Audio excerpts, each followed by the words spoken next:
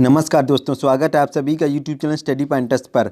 दोस्तों, आज हम आपके लिए सीटेट एग्ज़ाम 2022-23 में बाल विकास एवं शिक्षा शास्त्र यानी CDP child development and pedagogy की मैराथन क्लास लेकर आए हैं। 28 दिसंबर को होने वाली सीटेट एग्ज़ाम के लिए इम्पोर्टेंट क्वेश्चन लेकर आए हैं। पेपर देने जाने से पहले इन प्रश्नों को जरूर देख कर जाएँ। पेपर में यहीं से प्रश्न देखने को मिलेंगे। दोस्तों, अगर चैनल से पहली बार जुड़े चैनल को सब्सक्राइब कर लें और बेल आइकन के बटन को प्रेस करें ताकि आने वाली वीडियो का नोटिफिकेशन आपको सबसे पहले मिल सके। चलिए आज की मैराथन क्लास शुरू करते हैं। देखते हैं पहला क्वेश्चन, बाल विकास से संबंधित प्रश्न पूछे जाएंगे। तो यहाँ पर देखते हैं बाल विकास की अवस्थाएं कितनी होती हैं। तो बाल विकास की 4 अवस्थाएं होती हैं। कौन कौन सी 4 अवस्थाएं होती हैं? पहली होती है शैशवावस्था, यह जन्म से 6 वर्ष तक की होती है। और अगर ऑप्शन में ये न दिया जाए कि शैशवावस्था जन्म से 6 वर्ष तक की होती है, अगर उसमें दिया जाए 0 से 6 वर्ष तो भी सही है, और अगर दिया जाए 0 से 5 वर्ष तो भी सही है, तो भी शैशवावस्था ही होगी। दूसरी अवस्था देखते हैं बाल विकास की, बाल्यावस्था, यह 6 से 12 वर्ष तक की होती है। तीसरी अवस्था देखते हैं किशोरावस्था, यह 12 से 18 वर्ष तक की होती है। चौथी अवस्था होती है प्रौढ़ावस्था, यह 18 वर्ष से मृत्यु तक चलती है। तो इसमें क्वेश्चन कैसे बनेंगे? तो क्वेश्चन पूछे जाएंगे, शैशवावस्था सीखने का आदर्श काल है, तो यह किस मनोवैज्ञानिक ने कहा था? तो यह वैलेंटाइन ने कहा था। और यह भी पूछा जा सकता है कि खिलौनों की आयु किस अवस्था को कहा जाता है? तो खिलौनों की आयु शैशवावस्था को कहा जाता है। और कैसे प्रश्न बनेंगे? बाल्यावस्था जीवन का अनोखा काल है, तो यह किस मनोवैज्ञानिक ने कहा था? तो यह कॉल एंड ब्रूस ने कहा था। और किशोरावस्था से कैसे क्वेश्चन बनेंगे? किशोरावस्था आंधी तूफान का काल है, तो यह किसने कहा था? तो यह स्टैनली हॉल ने कहा था। अगला क्वेश्चन देखते हैं, सबसे अधिक गहन और जटिल सामाजिकरण की कौन सी अवस्था होती है? तो सबसे अधिक गहन और जटिल सामाजिकरण की किशोरावस्था होती है। चलिए आगे देखते हैं। अगला क्वेश्चन देखते हैं, जीन पियाजे संबंधित प्रश्न पूछे जाएंगे। कैसे प्रश्न पूछे जाएंगे? जीन पियाजे कहाँ के मनोवैज्ञानिक थे? तो ये स्विट्जरलैंड के मनोवैज्ञानिक थे। जीन पियाजे ने किसका सिद्धांत दिया था? तो जीन पियाजे ने संज्ञानात्मक विकास का सिद्धांत दिया था। और जीन पियाजे ने संज्ञानात्मक विकास की कितनी अवस्थाएं बताई थी? तो उन्होंने 4 अवस्थाएं बताई थी। कौन कौन सी 4 अवस्थाएं थी? पहली थी संवेदी गामक अवस्था, यह इसी कहते हैं संवेदी प्रेरक अवस्था, यह जन्म से 2 वर्ष तक की होती है। दूसरी होती है पूर्व संक्रियात्मक अवस्था, यह 2 से 7 वर्ष तक की होती है। तीसरी होती है मूर्त संक्रियात्मक अवस्था, यह 7 से 11 वर्ष तक की होती है। चौथी होती है अमूर्त संक्रियात्मक अवस्था, यह 11 से 15 वर्ष तक की होती है। तो एग्जाम में कैसे क्वेश्चन पूछे जाएंगे जीन पियाजे से? जीन पियाजे की 3 अवस्थाएं दे दी गई और चौथी अवस्था कोई दूसरी अवस्था दे दी गई, तो पूछा जाएगा कि इनमें से जीन पियाजे की कौन सी अवस्था नहीं है। चलिए आगे देखते हैं। अगला क्वेश्चन देखते हैं, पियाजे के अनुसार संज्ञानात्मक विकास के किस चरण पर बच्चा वस्तु स्थायित्व को प्रदर्शित करता है? तो किस चरण पर बच्चा वस्तु स्थायित्व को प्रदर्शित करता है? तो यह संवेदी प्रेरक अवस्था में करता है। अगला क्वेश्चन देखते हैं, किस अवस्था में बच्चे में सामाजिक खेल का विकास होता है? तो किस अवस्था में बच्चे में सामाजिक खेल का विकास होता है? तो यह पूर्व संक्रियात्मक अवस्था में होता है। अगला क्वेश्चन देखते हैं, किस अवस्था में बच्चा बौद्धिक संक्रिया यानी गुणा, जोड़, घटाना, भाग सीख जाता है? तो किस अवस्था में सीख जाता है? तो यह मूर्त संक्रियात्मक अवस्था में सीख जाता है, यह जीन पियाजे की तीसरी अवस्था में। चलिए आगे देखते हैं। अगला क्वेश्चन देखते हैं, जीन पियाजे के संज्ञानात्मक विकास के सिद्धांत के किस अवस्था में बच्चों में माप तौल की समझ का विकास हो जाता है? तो किस अवस्था में बच्चों में माप तौल की समझ का विकास हो जाता है? तो यह मूर्त संक्रियात्मक अवस्था में हो जाता है। अगला क्वेश्चन देखते हैं, जीन पियाजे के संज्ञानात्मक विकास के किस सिद्धांत में बच्चा अमूर्त चिंतन करने लगता है? कौन सा चिंतन करता है? अमूर्त चिंतन। तो किस अवस्था में करता है? तो यह औपचारिक संज्ञानात्मक अवस्था में करता है। अगला क्वेश्चन देखते हैं, बालक का प्रारंभिक विकास मुख्यतः किस पर निर्भर करता है? तो बालक का प्रारंभिक विकास माता पिता पर निर्भर करता है। दोस्तों, हमने यहाँ पर 1 लाइनर क्वेश्चन इसलिए लिए हैं कि आपके दिमाग में बैठ जाएं कि अगर आपसे एग्जाम में पूछा जाए कि बालक का प्रारंभिक विकास मुख्यतः किस पर निर्भर करता है, तुरंत आपके दिमाग में क्या लिखो कि माता पिता पर बालक का प्रारंभिक विकास निर्भर करता है। चलिए आगे देखते हैं। अगला क्वेश्चन देखते हैं, पियाजे के अधिगम के संज्ञानात्मक सिद्धांत के अनुसार वह प्रक्रिया जिसके द्वारा संज्ञानात्मक संरचना को संशोधित किया जाता है क्या कहलाती है? तो वह समावेशन कहलाती है। अगला क्वेश्चन देखते हैं, जब एक शिक्षिका दृष्टिबाधित शिक्षार्थी को कक्षा के अन्य शिक्षार्थियों के साथ सामूहिक गतिविधियों में शामिल करती है तो वह क्या करती है? तो वह समावेशी शिक्षा की भावना के अनुसार कार्य कर रही है। चलिए आगे देखते हैं। अगला क्वेश्चन देखते हैं, कोहलबर्ग से संबंधित प्रश्न पूछे जाएंगे। कोहलबर्ग कहाँ के मनोवैज्ञानिक थे? कोहलबर्ग अमेरिका के मनोवैज्ञानिक थे। कहाँ के? अमेरिका के। कोहलबर्ग ने किसका सिद्धांत दिया था? कोहलबर्ग ने नैतिक विकास का सिद्धांत दिया था। कोहलबर्ग ने नैतिक विकास के सिद्धांत के कितने स्तर बताए थे? तो उन्होंने 3 स्तर बताए थे और प्रत्येक स्तर की 2-2 स्टेजें बताई थी, 2-2 स्टेजें। तो कौन से 3 स्तर बताए थे कोहलबर्ग ने? पहला स्तर बताया था पूर्व परंपरागत स्तर, यह 4 से 10 वर्ष तक का होता है। दूसरा बताया था इन्होंने परंपरागत स्तर, यह 10 से 13 वर्ष तक का होता है। तीसरा बताया था उत्तर परंपरागत स्तर, यह 13 वर्ष से अधिक होता है। तो आपसे एग्जाम में कैसे क्वेश्चन पूछे जाएंगे कि पूर्व परंपरागत स्तर की अवस्था कितने वर्षों तक की होती है? तो यह 4 से 10 वर्ष तक की होती है। चलिए आगे देखते हैं। अब यहाँ पर देखते हैं पहली अवस्था पूर्व परंपरागत स्तर, प्री कन्वेंशनल लेवल। इसकी कितनी अवस्थाएं होती हैं? इसकी 2 अवस्थाएं होती हैं। कौन कौन सी 2 अवस्थाएं होती हैं? पहली होती है दंड एवं आज्ञा पालन उन्मुक्ता, दूसरी होती है साधनात्मक सापेक्षवादी उन्मुक्ता। दूसरा स्तर देखते हैं परंपरागत स्तर, इसकी भी 2 अवस्थाएं बताई हैं कोहलबर्ग ने, परस्पर एक रूप उन्मुक्ता, दूसरी है अधिकार संरक्षण उन्मुक्ता। तीसरी देखते हैं उत्तर परंपरागत स्तर, तो इसकी भी 2 अवस्थाएं बताई गई हैं कोहलबर्ग ने, सामाजिक अनुबंधन उन्मुक्ता, दूसरी सार्वभौमिक नैतिक सिद्धांत उन्मुक्ता। चलिए आगे देखते हैं। अब यहाँ पर देखते हैं कि कोहलबर्ग के नैतिक विकास के सिद्धांत से कैसे क्वेश्चन बनते हैं। तो यहाँ पर अगला क्वेश्चन देखते हैं, लॉरेंस कोहलबर्ग के नैतिक सिद्धांत के किस स्तर पर नैतिक मूलक सिद्धांत बालकों के आंतरिक नियंत्रण में रहता है? तो किस स्तर में रहता है? तो यह उत्तर परंपरागत स्तर में रहता है। अगला क्वेश्चन देखते हैं, लॉरेंस कोहलबर्ग किस वर्ग के बच्चों पर नैतिक सिद्धांत की खोज की थी? तो लॉरेंस कोहलबर्ग ने 10 से 16 वर्ष के बच्चों पर नैतिक सिद्धांत की खोज की थी। चलिए आगे देखते हैं। अगला क्वेश्चन देखते हैं, नूर विद्यालय में अपना लंच बॉक्स लाना भूल गई तथा यह कहते हुए तान्या से उसका लंच साझा करने के लिए कहा, तुम्हें आज अपना लंच मेरे साथ साझा करना चाहिए क्योंकि कल मैंने तुम्हारे साथ लंच साझा किया था। लॉरेंस कोहलबर्ग के नैतिक सिद्धांत के अनुसार नूर का कथन ...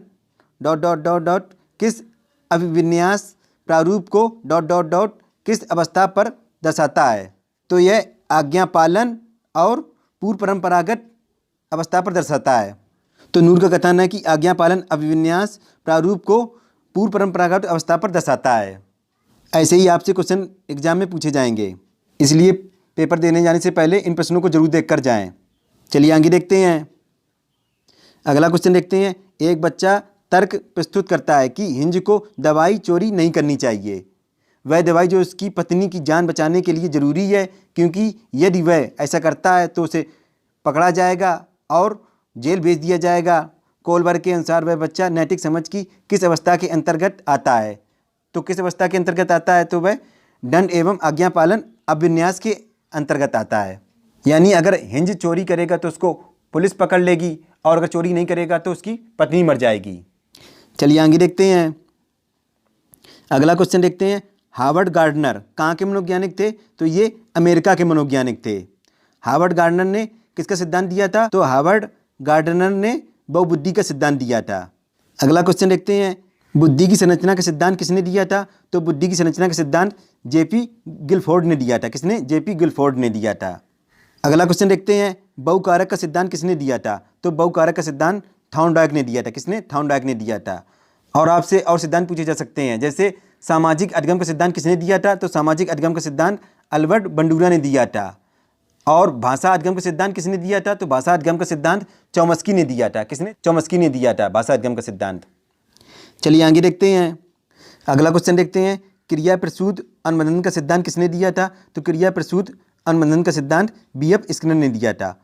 और अगर आपसे पूछा जाए कि बी.एफ. स्किनर कहाँ के मनोवैज्ञानिक थे? तो बी.एफ. स्किनर कहाँ के मनोवैज्ञानिक थे? तो ये अमेरिका के मनोवैज्ञानिक थे। कहाँ के? अमेरिका के मनोवैज्ञानिक थे।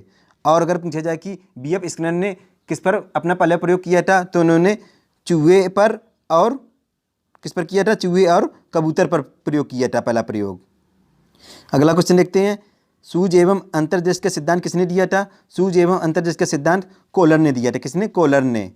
कोहलर कहाँ के मनोवैज्ञानिक थे? तो कोहलर ये जर्मनी के मनोवैज्ञानिक थे। कहाँ के? जर्मनी के मनोवैज्ञानिक थे, जर्मनी के। और कोहलर ने अपना पहला प्रयोग किस पर किया था? कोहलर ने वनमानुष चिंपांजी पर किया था। किस पर? वनमानुष चिंपांजी पर प्रयोग किया था। और इसका नाम क्या था इस वनमानुष का? तो इसका नाम था सुल्तान। क्या नाम था? सुल्तान। अगला क्वेश्चन देखते हैं, उद्दीपक अनुक्रिया का सिद्धांत किसने दिया था? तो उद्दीपक अनुक्रिया का सिद्धांत थॉर्नडाइक ने दिया था। थॉर्नडाइक कहाँ के मनोवैज्ञानिक थे? तो ये अमेरिका के मनोवैज्ञानिक थे। कहाँ के? अमेरिका के। और थॉर्नडाइक ने अपना प्रयोग किस पर किया था? तो उन्होंने भूखी बिल्ली पर किया था। किस पर? भूखी बिल्ली पर किया था। भूखी बिल्ली पर किया था। भूखी बिल्ली पर किया था थॉर्नडाइक ने अपना पहला प्रयोग। चलिए आगे देखते हैं। अगला क्वेश्चन देखते हैं। वाइगोत्स्की से संबंधित प्रश्न पूछे जाएंगे। वाइगोत्स्की कहाँ के मनोवैज्ञानिक थे? तो ये रूस के मनोवैज्ञानिक थे। वाइगोत्स्की ने किसका सिद्धांत दिया था? तो वाइगोत्स्की ने सामाजिक सांस्कृतिक सिद्धांत दिया था। तो इसमें क्वेश्चन कैसे बनेंगे? तो यहाँ पर देखते हैं अगला क्वेश्चन।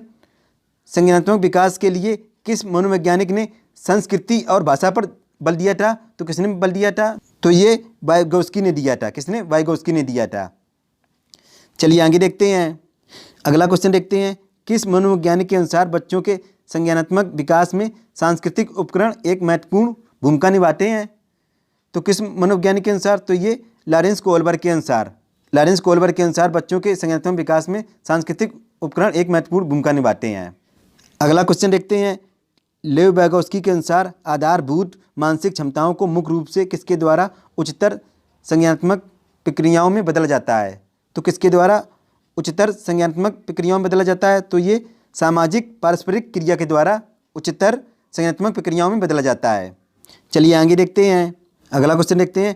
थॉर्नडाइक ने सीखने के कितने नियम बताए थे? तो थॉर्नडाइक ने सीखने के 2 नियम बताए थे। कौन कौन से 2 नियम थे? पहला नियम था मुख्य नियम, दूसरा गौण नियम। तो थॉर्नडाइक ने सीखने के मुख्य नियम कितने बताए थे? तो थॉर्नडाइक ने सीखने के मुख्य नियम 3 बताए थे। कौन कौन से थे? पहला था अभ्यास का नियम, दूसरा था तत्परता का नियम, तीसरा था प्रभाव का नियम। तो एग्जाम में यहीं से ज़्यादा प्रश्न पूछे जाते हैं। तो कैसे प्रश्न पूछे जाएंगे एग्जाम में? आपके सामने 4 ऑप्शन दे दिए गए, जिसमें से 3 ये दे दिए गए, अभ्यास का नियम, तत्परता का नियम और प्रभाव का नियम। एक दे दिया गया तनाव का नियम। तो इनमें से पूछ दिया जाएगा कि थॉर्नडाइक के सीखने के मुख्य नियम में कौन सा नियम नहीं है? तो वही हो जाएगा, तनाव का नियम नहीं है। दूसरे देखते हैं गौण नियम। तो गौण नियम कितने बताए थे? 5 बताए थे। तो ये ज़्यादा इंपॉर्टेंट नहीं है, लेकिन फिर भी हम बता दे रहे हैं कौन कौन से होते हैं 5 नियम। पहला होता है बहु अनुक्रिया का नियम, दूसरा होता है मनोवृत्त का नियम, तीसरा होता है आंशिक क्रिया का नियम, चौथा होता है सादृश्यता का नियम और 5वां होता है साइचर का नियम। चलिए आगे देखते हैं। अगला क्वेश्चन देखते हैं। इसमें स्टार लगा लीजिए, इंपॉर्टेंट है। आपको एग्जाम में यहीं से प्रश्न देखने को मिलेंगे। नई शिक्षा नीति NEP 2020 से संबंधित प्रश्न पूछे जाएंगे। नई शिक्षा नीति 2020 को भारत सरकार द्वारा कब घोषित किया गया था? तो इसको 29 जुलाई 2020 को घोषित किया गया था। इसकी अध्यक्षता किसने की थी? तो इसकी अध्यक्षता अंतरिक्ष वैज्ञानिक डॉक्टर के कस्तूरी रंगन ने की थी। किसने? डॉक्टर के कस्तूरी रंगन ने की थी। NEP 2020 के तहत मानव संसाधन विकास मंत्रालय MHRD का नाम बदलकर क्या रख दिया गया है? तो इसका नाम शिक्षा मंत्रालय रख दिया गया। क्या? शिक्षा मंत्रालय रख दिया गया है। शिक्षा मंत्रालय करने का उद्देश्य शिक्षा और सीखने पर पुनः अधिक ध्यान आकर्षित करना, यानी शिक्षा और सीखने पर पुनः अधिक ध्यान आकर्षित करना। चलिए आगे देखते हैं। तो एग्जाम में कैसे क्वेश्चन पूछे जाएंगे नई शिक्षा नीति 2020 से? तो यहाँ पर देखते हैं अगला क्वेश्चन। नई शिक्षा नीति में कक्षा 5 तक की शिक्षा में किस भाषा को अध्यापन के माध्यम के रूप में अपनाने पर बल दिया गया है? तो इसको मातृभाषा या स्थानीय क्षेत्रीय भाषा पर बल दिया गया है। अगला क्वेश्चन देखते हैं। नई शिक्षा नीति यानी NEP 2020 में शैक्षिक पाठ्यक्रम को किस प्रणाली के आधार पर विभाजित करने की बात कही गई है? तो इसको 5+3+3+4 के तहत विभाजित करने की बात कही गई है। तो ये होता क्या है 5+3+3+4? ये क्या होता है? पहले 5 ईयर्स होते हैं, ये फाउंडेशन स्टेज होते हैं। इसमें पहले 3 साल बच्चों को आंगनवाड़ी में शिक्षा दी जाती है, फिर इसके बाद क्लास 1 और क्लास 2 में शिक्षा दी जाती है। फिर अगले 3 ईयर्स में क्या होता है? फिर अगले 3 ईयर्स को इसको कहते हैं प्रिपरेटरी स्टेज। इस स्टेज में बच्चों को विज्ञान, गणित, कला आदि की शिक्षा दी जाती है। फिर अगले 3 ईयर्स में क्या होता है? इसको कहते हैं मिडिल स्टेज। इस स्टेज में बच्चों को क्लास 6, क्लास 7, क्लास 8 की शिक्षा दी जाती है। और अगले 4 ईयर्स में क्या होता है? तो इस स्टेज में बच्चों को class 9th, class 10, class 11, class 12 की शिक्षा दी जाती है। तो पहले 5 ईयर्स में तो इसकी एज कितनी होती है? तो इसकी एज होती है पहले 5 ईयर्स की 3 से 8 वर्ष तक की एज होती है। अगले 3 ईयर्स में कितनी हो जाती है एज इनकी? तो इनकी एज हो जाती है 8 से 11 वर्ष हो जाती है एज। फिर अगले 3 ईयर्स में इनकी एज हो जाती है 11 से 14 वर्ष तक की हो जाती है। फिर अगले 4 ईयर्स में इनकी एज कितनी हो जाती है? 14 से 18 वर्ष में हो जाती है। यही है 5+3+3+4। चलिए आगे देखते हैं। अगला क्वेश्चन देखते हैं, नई शिक्षा नीति यानी NEP 2020 का उद्देश्य क्या है और क्यों लागू की गई थी। तो ये इसलिए लागू की गई थी कि पाठ्यक्रम को लचीला बनाने के लिए लागू की गई थी नई शिक्षा नीति 2020। अगला क्वेश्चन देखते हैं, नई शिक्षा नीति 2020 का लक्ष्य किस वर्ष तक 3 से 18 आयु वर्ग के प्रत्येक बच्चों को गुणवत्ता व समावेशी शिक्षा प्रदान करना है। तो इसको वर्ष 2030 तक गुणवत्ता व समावेशी शिक्षा प्रदान करना 3 से 18 आयु वर्ग के बच्चों को। चलिए आगे देखते हैं। अगला क्वेश्चन देखते हैं, NCF 2005। तो इसका फुल फॉर्म क्या होता है। NCF का नेशनल करिकुलम फ्रेमवर्क, ऐसी कहते हैं राष्ट्रीय पाठचर्या रूपरेखा। इसकी रचना किसने की थी। तो इसकी रचना प्रोफेसर यशपाल शर्मा ने की थी। और NCF 2005 का प्रमुख सूत्र क्या था। तो इसका सूत्र था लर्निंग विदाउट बर्डन, यानी बिना भार के अधगम होना चाहिए। NCF 2005 का यही प्रमुख सूत्र था। अगला क्वेश्चन देखते हैं, NCF 2005 किस पर बल देता है। तो NCF 2005 बाल केंद्रित शिक्षा पर बल देता है। किस पर बल देता है। तो ये बाल केंद्रित शिक्षा पर बल देता है। चलिए आगे देखते हैं। अगला क्वेश्चन देखते हैं, शारीरिक कौशल संबंधी विकार किससे संबंधित है। तो शारीरिक कौशल संबंधी विकार डिस्पैक्सिया संबंधित है। किससे। डिस्पैक्सिया संबंधित है। अगला क्वेश्चन देखते हैं, एक बालक पढ़ते समय W को M पढ़ता है और M को W पढ़ता है, वह किस विकार से संबंधित है। तो वह डिसलेक्सिया विकार से संबंधित है। अगला क्वेश्चन देखते हैं, गणितीय अक्षमता किससे संबंधित है। तो गणितीय अक्षमता डिसकैलकुलिया संबंधित। किससे। डिसकैलकुलिया से। चलिए आगे देखते हैं। अगला क्वेश्चन देखते हैं, अंधों की लिपि का जनक किसे कहा जाता है। तो अंधों की लिपि का जनक लुईस ब्रेल को कहा जाता है। किसको। लुईस ब्रेल को कहा जाता है। अगला क्वेश्चन देखते हैं, स्कीमा सिद्धांत का जनक किसे कहा जाता है। तो स्कीमा सिद्धांत का जनक जीन पियाजे को कहा जाता है। किसको। जीन पियाजे को। अगला क्वेश्चन देखते हैं, बालक में नकारात्मक सोच कौन सी अवस्था में उत्पन्न हो जाती है। तो बालकों में नकारात्मक सोच किशोरावस्था में उत्पन्न हो जाती है। चलिए आगे देखते हैं। अगला क्वेश्चन देखते हैं, एक समावेशी कक्षा में भाषा शिक्षण को सुगम बनाने के लिए आप निम्न में से क्या उपाय करेंगे। तो एक समावेशी कक्षा में भाषा शिक्षण को सुगम बनाने के लिए आप भाषा परिवेश का निर्माण करेंगे। किसका निर्माण करेंगे। भाषा परिवेश का निर्माण करेंगे। अगला क्वेश्चन देखते हैं, मैकडूगल के अनुसार मूल प्रवृत्ति कितनी होती हैं। तो मैकडूगल के अनुसार मूल प्रवृत्ति 14 होती हैं। कितनी। 14 होती हैं। तो कौन कौन सी 14 मूल प्रवृत्तियाँ होती हैं।